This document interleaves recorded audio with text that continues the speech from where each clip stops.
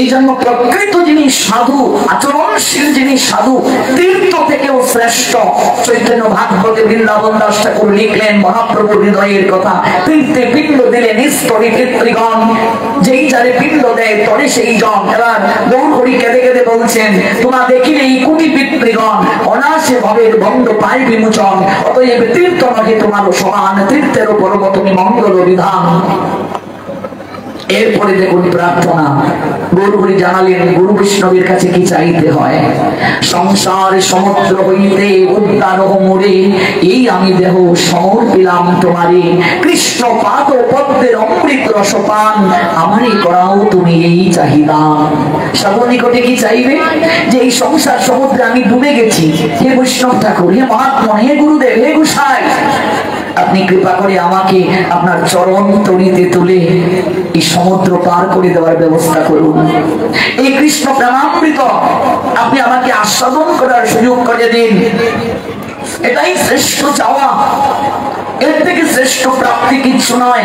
প্রেম ধন বিনা ব্যর্থ দরিদ্র জীবন। গৌরহরি জানালেন, দাস করি বেতন মুড়ে দেহ প্রেম ধন, প্রেম যার চিত্তে নাই মরুভূমির ন্যায় তার চিত্ত।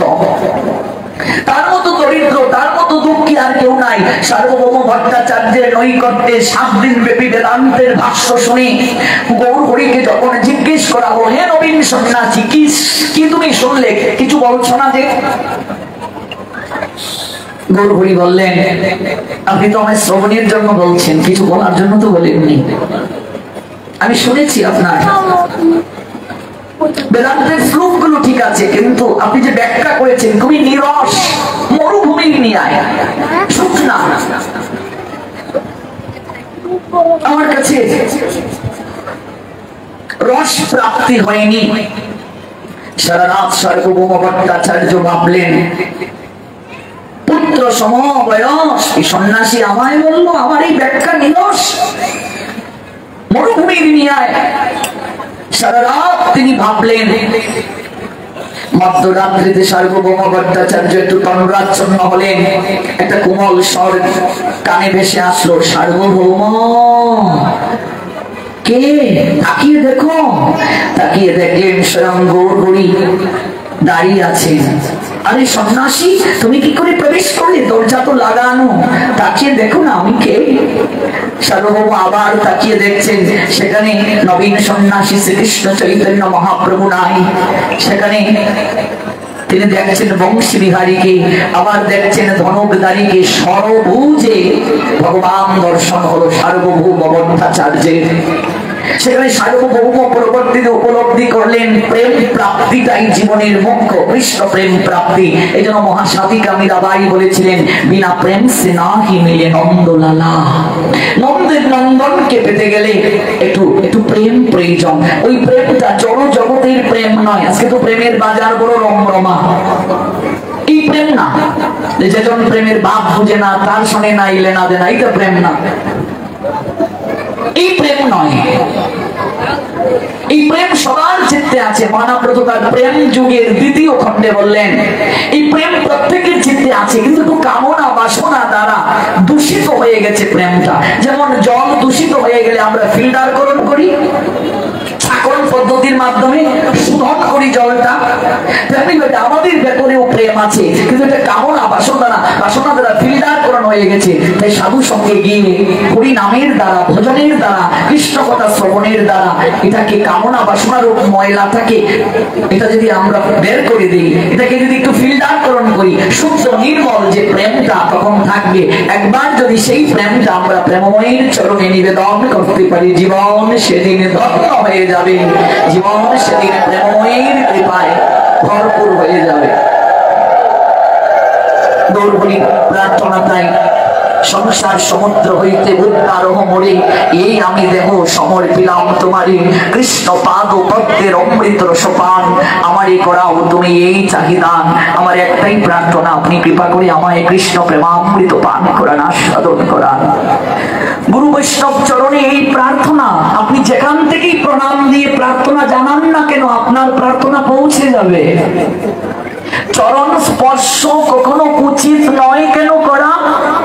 কারণ আমরা সনাতনীরা বিশ্বাস করি দেহটা আমাদের পরিচয় নয়, আমাদের বিষয় চিন্ময় আত্মা। সনাতন শাস্ত্রী কেবল বড় ছোটকে প্রণাম দিতে পারে, ছোট বড়কে প্রণাম দিতে পারে। আমরা রাস্তায় কারোর সঙ্গে সাক্ষাৎ হলে আমরা বলি নমস্কার, এটা আমাদের সংস্কৃতি সনাতনী হিন্দুদের। এই নমস্কার শব্দের অর্থ কি? পরমাত্মার প্রতি আত্মনিবেদন। আপনার ভেতরেও ভগবান আছেন, প্রত্যেকের মাঝেই ভগবান আছেন। অনুতে পরমাণুতে, অনলে অনিলে, নবনীলে, ভূতর সলিল গহনে, বিতপিলতায় জলদের গায়ে, শশী তারকায় তপনে, সর্বত্র ভগবান আছেন, সব জায়গায় ভগবান আছেন। আমরা কোন দেহ সত্তাকে প্রণাম দেই না, ভালো করে জেনে যান। আমরা দেহকে প্রণাম দেই না, আমরা ঈশ্বরীয় সত্তাটাকে প্রণাম দেই। আপনি যদি কাউকে চরণ স্পর্শ করে প্রণাম দেন, সেই প্রণামটা আর ঈশ্বরের কাছে পৌঁছায় না, সঙ্গে সঙ্গে বাধা পড়ে গেল, প্রণামটা ওই জায়গায় যায় না। আপনি গুরুদেবকে প্রণাম দেবেন, গুরুদেব বলবেন এই প্রণামটা তার গুরুদেবের কাছে যেন যায়, তার গুরুদেব তার গুরুদেবের কাছে। এইভাবে আনুগত্যে প্রণামটা কার কাছে যাচ্ছে? ভগবানের কাছে। আপনি যখন কাউকে চরণ স্পর্শ করে নেবেন, সেই প্রণামটা ঈশ্বরী নৈকট্যে যাচ্ছে না, পৌঁছে না। কখনো মাতাজিরা প্রণাম দেবে না ব্রহ্মচারীদের চরণ স্পর্শ করে। মাতাজিরা কখনো গুরুদেব হলেও তাদের চরণ স্পর্শ করবে না, কারণ যে কোনো মুহূর্তে খারাপ ভাবনা জাগতে পারে, জাগতে পারে। মাতাজিরা কেন গুরুদেবের চরণ স্পর্শ করবে? আজকাল অনেক জায়গায় আমরা এরকম দেখি, গুরু ঘুষাই এলে মাতাজিরা তেল মালিশ করছে পায়ে। কেন? তার কোনো পুরুষ শিষ্য নেই, এগুলো শাস্ত্র অনুমোদন করেন নাই।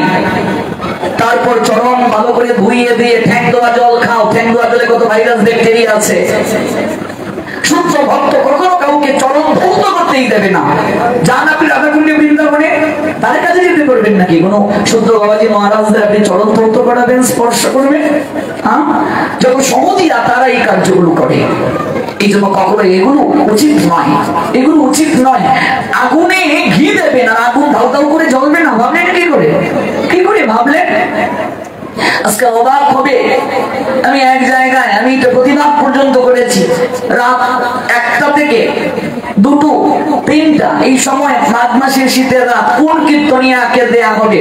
লোক কি করে থাকবে? কমিটি সিদ্ধান্ত নিচ্ছে, বলছে অষ্টসখীকে দিয়ে দাও, ইয়াং ছেলে পেলে থাকবে। তার মানেটা কি? ভাবো তো, অনুরোধ করুন তো, ইয়াং ইয়াং মেয়েরা কীর্তনিয়ারা কেন পুরুষদের গোলাগুলি করবে কীর্তনে? এগুলো কি মহাপ্রভু স্বীকার করেছেন? মহাপ্রভু সিদ্ধান্ত দিয়েছেন? অনেকে বলে এটা তো এই সেন্সে করা হচ্ছে না। আপনি আমি কি কামনার ঊর্ধ্বে উঠে গেছি নাকি? আপনি আমি বুকে হাত দিয়ে বলতে পারবো কামনা আমার মাঝে নাই? এটা তো মহাপ্রভুর সিদ্ধান্ত নয়। এই যে রাস মণ্ডপে শিবাসের ঘরে শিবাসের শাশুড়ি লুকিয়েছিলেন পালঙ্কের নিচে, এটা তো নিশ্চয়ই জানেন আপনারা। এইটা দেখার জন্য শিবাসের শাশুড়ি লুকিয়ে রইলেন। তখন মহাপ্রভু বললেন, শিবাস আজ তো আমি আনন্দ পাচ্ছি না, আমি অন্তরঙ্গ কথা বলবো, আনন্দ পাচ্ছি না, নিশ্চয়ই ভেতরে কেউ আছে। শিবাস দেখলেন যে পালঙ্কের নিচে তার শাশুড়ি লুকিয়ে আছে, দেখার জন্য শাশুড়িকে বের করে দিলেন। আজকাল এই তত্ত্বগুলো যদি আমরা বলি, এগুলো তো পিতা কথা, পিতা কথা কেউ ভালোবাসে না। তিক্ত কথাগুলোই শোনা দরকার। কি মহিলা কীর্তনিয়াদেরকে দিয়ে নাম কীর্তন মহাপ্রভু পারমিশন দিয়েছেন নাকি কোথাও? আজকাল বহু জায়গায় শারীরিক সমস্যা নিয়েও মহিলা কীর্তনিয়ারা কীর্তন করে, এটা তাদের প্রফেশন। আজকাল এইগুলো বললে দেখবেন এক পক্ষ ভালোবাসবে না, কিন্তু আপনি জানো অপরাধ করছি আমরা। অপরাধ থেকে আমাদের বের হওয়া প্রয়োজন। মহাপ্রভু কখনো নারীদেরকে হীন চোখে দেখেননি, খাটো করে দেখেননি। আমার সনাতন শাস্ত্র নারীকে দেবীর মর্যাদা দিয়েছে, নারীকে কখনো খাটো করে দেখেনি। কিন্তু আপনাকে সিদ্ধান্ত নিতে হবে, আপনাকে বুঝতে হবে ভজন রহস্যটা কি। ভজন রহস্য না জানলে হবে না। এগুলো খুঁটিনাটি বিষয়, এগুলো আমাদের আগে জানতে হবে। অপরাধটা কিসে হয় এগুলো আগে আমাদের বন্ধ করতে হবে। এজন্য চরণ স্পর্শ করে কাউকে প্রণাম দেওয়া উচিত নয়। এবার শিষ্যের গুরুদেবের চরণ স্পর্শ করার নিশ্চয়ই অধিকার আছে, যদি গুরুদেব অনুমতি দেন, নিশ্চয়ই আছে অধিকার। সন্তানের পিতামাতার চরণ স্পর্শের অধিকার আছে, স্ত্রী স্বামীর চরণ স্পর্শের অধিকার আপনা থেকেই পেয়ে যায় সিঁদুরের অধিকারে। কিন্তু ভজন রাজ্যে যখন আপনি আসবেন, সেখানে বিবেচনা আছে। পুরাণ শাস্ত্র বলছে বৌমা কখনো শ্বশুর শাশুড়ির চরণ স্পর্শ করে প্রণাম দেবে না। আজকাল অনেক শাশুড় শাশুড়ি মাইন্ড করে, মন খারাপ করে, বৌমা পায়ে কেন ধরলো না। আপনি পঞ্চাঙ্গে প্রণাম দেবেন, মাথা নত করে প্রণাম দেবেন, কিন্তু চরণ স্পর্শ নয়।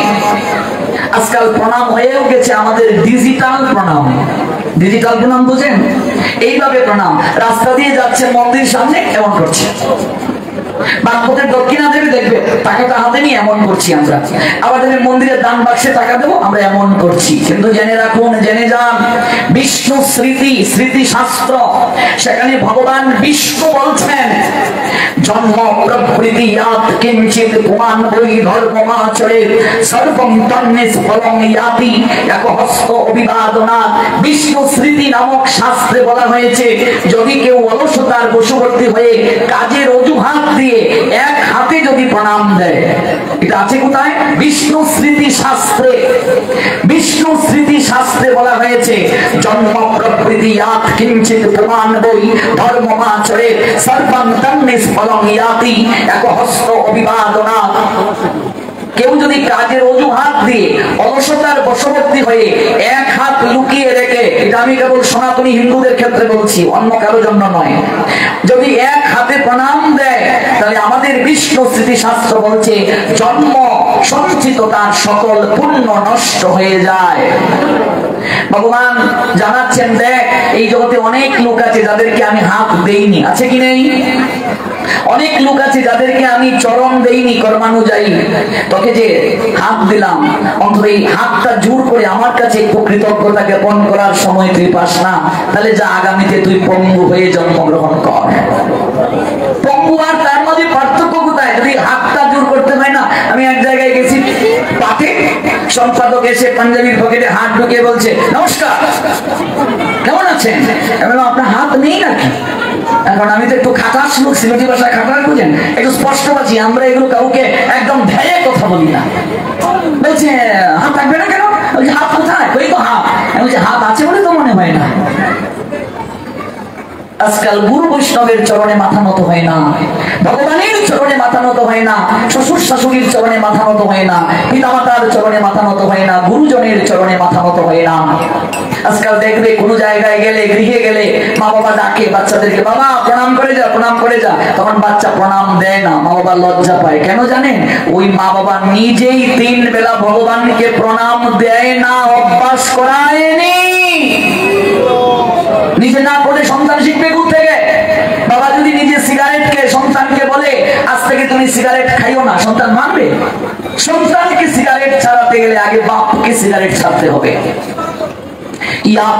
আচরণে শ্রেষ্ঠ তত্ত্বতে বহিতর জনঃ সৌয়াৎ প্রমাণম কুরুতে লুপ্ততনুবর্ততে। The Almighty Creator Krishna says, Srimad Bhagavad Gita 3 chapter Karma Yug 21 verse of my dear Arjuna, please listen attentively what I say. Whatever action a great man performs, commandment follow, and whatever standards by exemplary acts, all the world pursue.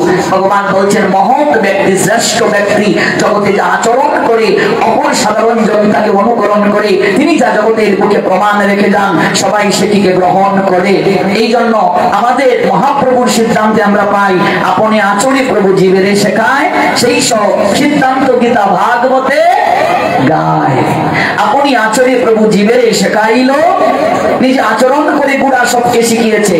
আপনি আচরিয়া জীবকে শেখাতে হয়, আপনি আচরে প্রভু জীবের শেখায়, আপনি না আচরিলে জীবকে শেখানো না যায়। এই জন্য ভগবানের কর্ম না, এরপর তিনি লোক শিক্ষার জন্য কর্ম করেন। ও son of Partha, there is no work prescribed for me within all the 3 planetary systems, nor am I in want of anything, nor have I a need to obtain anything, and yet I am engaged in prescribed duties. For if I ever fail to engage in carefully performing prescribed duties, o son of Partha, certainly one man would follow my path, said Almighty Creator Krishna, Srimad Bhagavad Gita 3 chapter Karma Yug 22 and 23 verse. Now a Partha Srikartabhyam Trishu Lokeshu Kinchana, no অনুবাপ্তব্যে অবাপ্তব্যে বর্তে অবশ্য কর্মাণি, যদি অহমন বর্তে অবযত কর্মাণি অতি নদীন মম বর্ত অনুবর্তন্তে মনুষ্য পার্থ সর্বস্ব। আমার কর্ম নাই অর্জুন, কর্ম নাই, এরপরে কর্ম আমি করি। কেন জানো? আমি যদি কর্ম না করি জগতের কেউ কর্ম করবে না, আর আমাকে ওরা অনুকরণ করে কর্ম থেকে সরে যাবে। আমার জন্ম কর্মটা দিব্য, জন্ম কর্ম চমে দিব্য এবং ইয়াবেতি তত্ত্বত একটা দেহম পুরাণ জন্ম নয়তি মামেতি সর্জুন। আমার জন্ম কর্মটা দিব্য, এটা সাধারণ মানুষের মতো না। এরপর আমি লোকশিক্ষার জন্য জগতে এসে